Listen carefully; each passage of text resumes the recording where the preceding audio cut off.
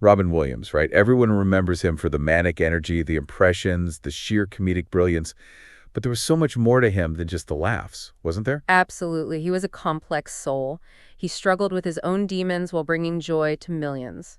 His life was a roller coaster of highs and lows, success and personal battles. So where did it all begin for him? I mean, how did this kid from Chicago become one of the most beloved entertainers of all time? Well, he was born in 1951, and he had a fairly privileged upbringing. His father was a Ford executive, and his mother was a model.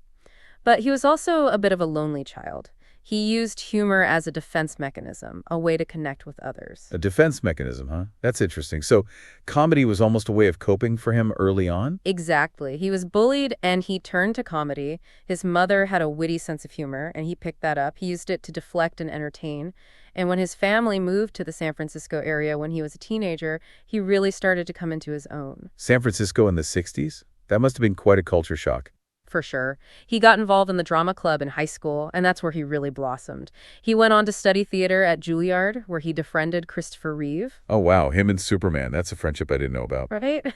And after Juilliard, he started doing stand-up comedy in San Francisco and Los Angeles, honing his improvisational skills. And that improv background is what really set him apart, wasn't it? That ability to just riff and create characters on the spot? Absolutely. That's what got him noticed. He landed a guest spot on Happy Days as Mork from Ork, and the character was so popular that he got his own spin-off show, Mork and Mindy. Mork and Mindy, yeah. That show was huge.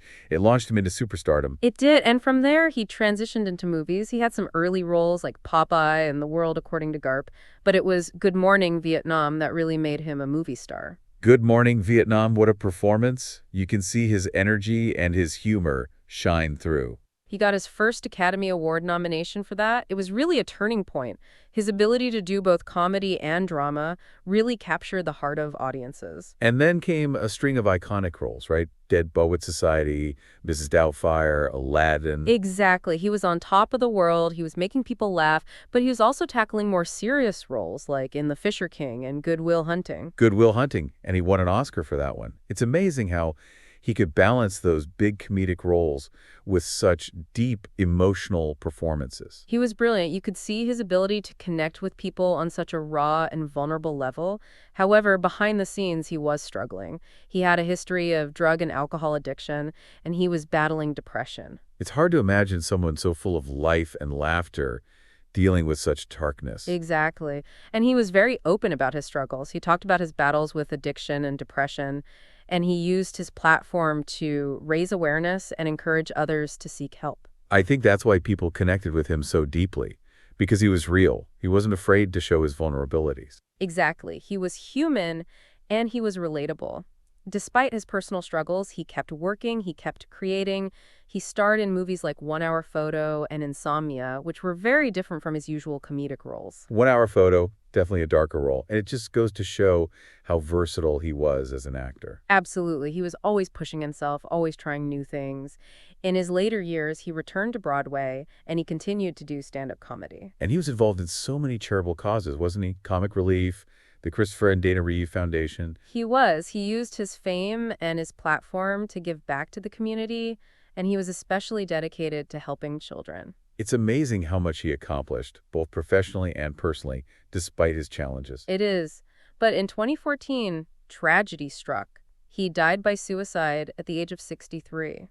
It was a shock to the world. I remember exactly where I was when I heard the news. Everyone does. It was heartbreaking. And in the weeks and months that followed, we learned more about what he was going through. He had been diagnosed with Parkinson's disease, right? Initially, yes, but after his death, an autopsy revealed that he had been suffering from Lewy body dementia, which is a progressive brain disorder that can cause changes in behavior, mood, and movement. And that likely contributed to his depression and anxiety? Absolutely. Lewy body dementia can be a very isolating and frightening disease, and it can have a profound impact on a person's mental health. It's so sad to think about what he was going through in his final years. It is, but his legacy lives on. He left behind a body of work that continues to inspire and entertain people all over the world. And he raised awareness about important issues like addiction, depression, and mental health. He did. He made it okay to talk about these things, and he encouraged people to seek help. That's one of the most important things he left behind. So Robin Williams wasn't just a comedian. He was an actor, an advocate, a humanitarian. He was a complex, multifaceted human being who touched the lives of millions. He made us laugh, he made us cry, and he made us think. He will be missed forever. To learn more, check out the listed sources below.